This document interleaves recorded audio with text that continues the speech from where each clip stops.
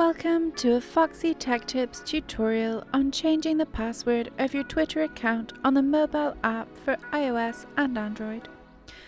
If you find this tutorial helpful, please consider subscribing to my channel and liking the video. In the Twitter app, tap the three lines button from the top left. Select Settings and Privacy from the menu.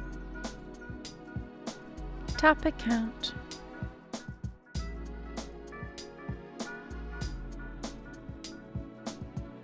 In Account Settings, select Password.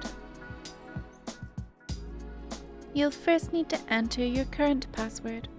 Then enter your new password and confirm it in the second text box. Tap Done from the top right to confirm the changing of your password. And that draws an end to this tutorial. Please like the video if you found it helpful, and subscribe to Foxy Tech Tips for more Twitter tips and tricks.